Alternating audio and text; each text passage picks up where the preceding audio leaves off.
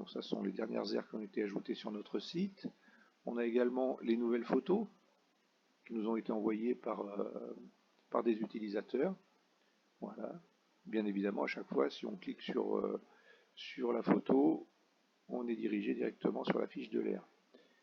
On a également les nouveaux commentaires de moins de 7 jours, voilà, qui nous ont été envoyés également. Je vous rappelle que c'est un site contributif, donc il est important que chacun l'alimente avec ses commentaires et ses photos. C'est le principe de fonctionnement de notre site Camping Car Info. Ici, vous avez la possibilité de passer en mode paysage ou en mode portrait. C'est surtout intéressant si vous utilisez par exemple une tablette, il faudra passer en mode paysage. Ou un smartphone, c'est plus confortable, je trouve, en mode portrait. On peut afficher, masquer les airs. Je vous laisse le soin de découvrir tout ça, ou le rafraîchissement automatique ou manuel.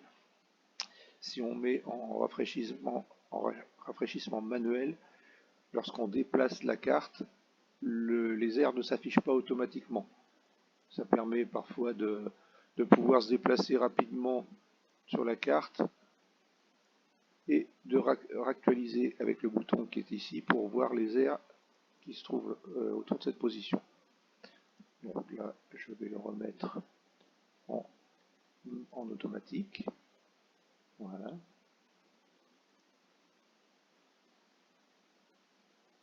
Ici, donc, on a le mode connexion hors connexion. On va y revenir. Les options, les favoris, c'est ici où on va trouver les favoris qu'on a enregistrés. On peut également les exporter pour s'en servir sur un autre appareil, par exemple, toujours avec notre appli, bien sûr. Vous avez les options d'import-export. La suppression des fonds de carte, je vous en parlerai également. C'est une option qui permet de faire le ménage dans les fonds de carte hors connexion. Mais bon, c'est pas utilisé très souvent. Et vous avez ensuite les fichiers d'aide en français, en anglais, en espagnol et en allemand. Et bien sûr, la possibilité de fermer l'application par le menu. On a également la possibilité, bien sûr, de fermer l'application en revenant en arrière. Là, je vais dire non. Dernière chose, les filtres. On a la possibilité ici de filtrer les aires. Par exemple, si vous voulez que les aires gratuites, voilà, on filtre ici.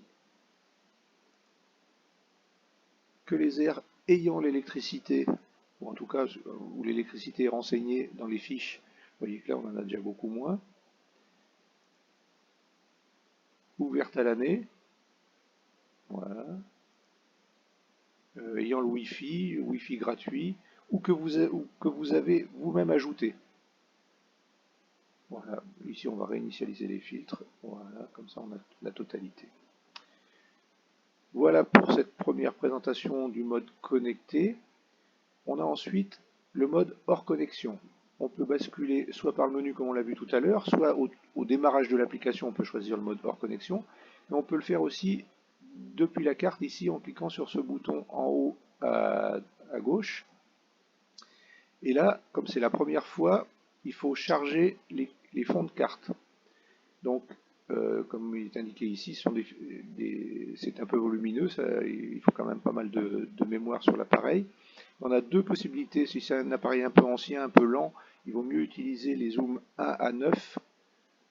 Et ensuite, pour les appareils un peu plus performants, et où il y a de l'espace mémoire, on peut utiliser les zooms 1 à 11. Donc ça va prendre un petit peu de temps, donc je lance le chargement, on a ici l'avancement. Donc ces fonds de carte vont pouvoir être utilisés en mode hors connexion. Alors comme vous avez pu le voir, c'est limité à un certain niveau de zoom, parce qu'au-delà du zoom 11, la place utilisée sur le téléphone serait beaucoup trop importante et on saturerait complètement le téléphone. Donc c'est pour ça qu'on a pris la décision de limiter au zoom 11. Vous verrez que c'est largement suffisant pour situer une aire sur la carte. Et c'est donc, je vous le rappelle, pour le mode hors connexion uniquement, ce qui reste un mode de dépannage, puisque à chaque fois qu'on a une connexion, il est quand même préférable de l'utiliser en mode connecté.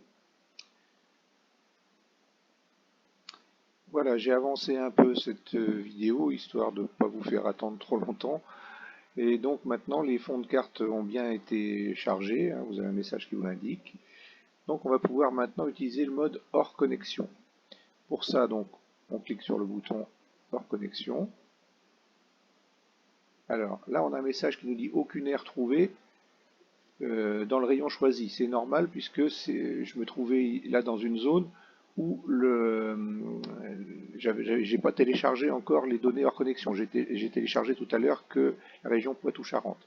Donc il convient de le télécharger avant ou bien de se positionner sur le... Voilà, si je reviens. Alors, vous pourrez noter ici que on n'a toujours pas les fonds de carte, ce qui est normal après le premier téléchargement qu'on a eu. Donc là, ce qu'il faut faire, c'est fermer l'application et la rouvrir. Donc là maintenant, on peut aller en mode hors connexion.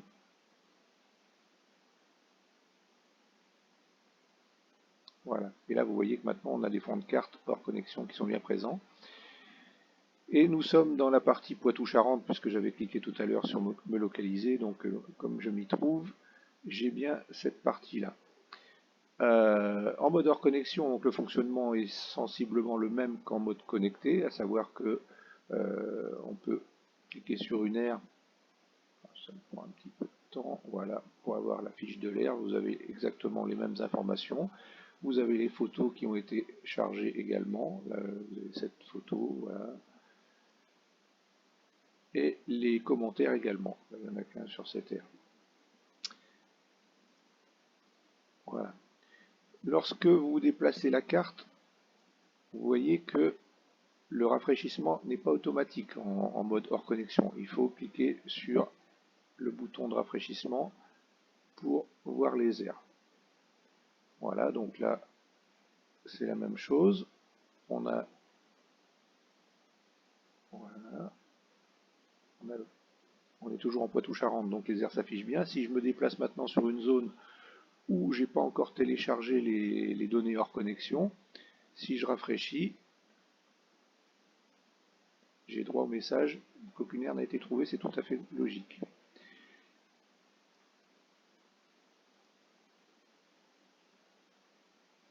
Et donc, si on veut utiliser pleinement le mode hors connexion, ben, il convient, avant de partir, quand on part dans une région, de télécharger les départements ou les régions ou pays où on va se rendre pour pouvoir les utiliser par la suite hors connexion. Voilà. Bien, j'ai pratiquement fait le tour de la présentation. Voilà, on peut revenir maintenant en mode connecté également. Voilà.